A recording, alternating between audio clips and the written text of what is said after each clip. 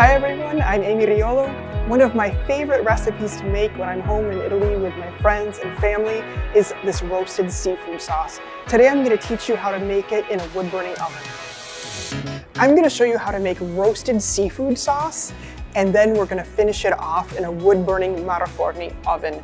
So the exciting thing about this sauce is that you can use it on pasta, on rice, you can add a little bit more broth and make it into a soup. So it's really versatile, and you can use whatever is fresh or whatever's left over, just the way they do in Italy. So I'm gonna start by heating up the pan. I've got it set to about a medium high right now. So once the oil's nice and hot, I'm gonna add my garlic and my saffron. So once the garlic starts to release its aroma, that's when you're ready for the herbs. And I've got two really savory ones that are traditional in Italy and the Mediterranean. We're gonna do oregano, which is called orisgano, originally from Greek. It meant mountain joy. And oregano is just the scent of my childhood because it has all of these antiseptic and antimicrobial properties, very popular in Southern Italian and in Greek cooking. And then fresh thyme, which has a lot of really wonderful properties for respiratory health, and also a really wonderful kind of a lemony, balmy flavor. And it's not really typical to heat up the herbs at this stage, but it really helps them to release a lot of their essential oils. So now I'm gonna add in a little bit of tomato paste.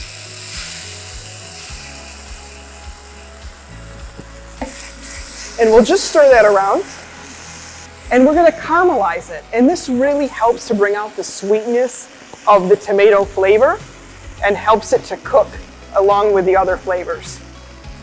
Then we're gonna add our crushed tomatoes. These are Italian San Marzano tomatoes. You can use whatever kind you like. You can get them whole and just crush them with your hands.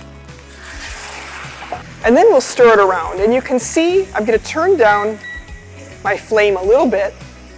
And you know, tomatoes, we forget that they're a fruit. So they have a lot of really wonderful natural sugars in them. And when we cook them in a cast iron skillet or on a higher heat, that sugar caramelizes and it makes us have a sweeter sauce. So no matter what kind of sauce you're cooking, if you like it to have a little bit more of a sweet flavor, I highly recommend getting these tomatoes down on the surface and giving them a little bit of a chance to caramelize. And that's really the secret here of our seafood sauce. Now that everything is coming together, I'm gonna turn it up. And at this point, you can either add stock or water. So if I were gonna make soup, I would add a lot of stock. But because I'm doing this to turn it into a sauce, I could just use regular water. Our seafood's gonna have enough flavor. So I'm gonna add about 2 cups. You can add anywhere between 2 and 4 cups. So now I've turned my heat up to high, and I'm just gonna bring this to a boil because we really want all of those flavors to come together. Since we've got a nice wide skillet, it's gonna start to kind of cook down and really thicken up a little bit. And in the meantime, we'll talk about our seafood. So the important thing for this sauce is not that you have, a set ingredient list of what kind of things that you need to put into it. The most important thing is that you're using the best, freshest ingredients that you can get. A lot of times in the restaurant settings, we have things left over. So if you've got leftover seafood, this is a great place to put them. And the more types, the merrier. Even, there's a saying in Italy that the uglier fish has better flavor. So the heads, the little parts that kind of normally get left behind, they're also very good in this sauce. But I'm gonna start with some shrimp. I've just got some jumbo shrimp that are deveined. So they're gonna go right in. And we'll stir those around. And the next thing is my bay scallops. So these are just little teeny scallops. You could use bigger ones if you had them. You could use something else. And then I want to talk a little bit about the mussels because sometimes people aren't familiar with using mussels the first time. When you buy them, they might come in different quality.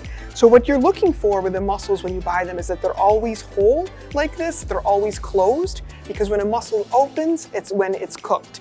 So when you buy them and they're alive, they're closed, and then when they're open, it's because they're cooked.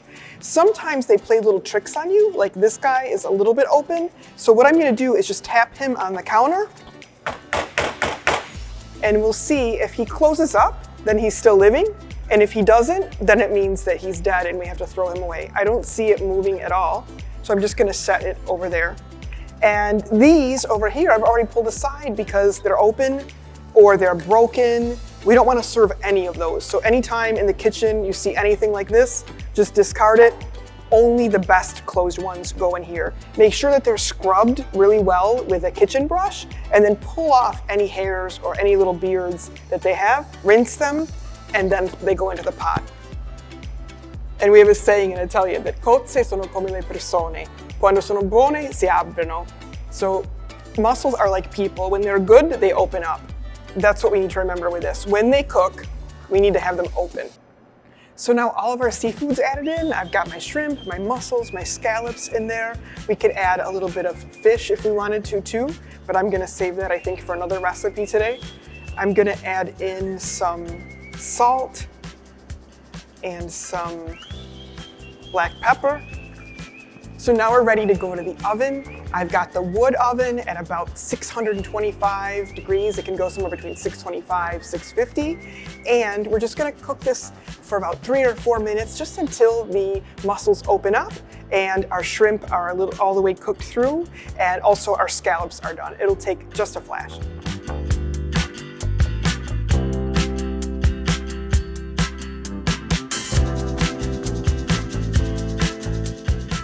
So now it looks like our mussels are opening like they should, and I'm just gonna take this out of the oven.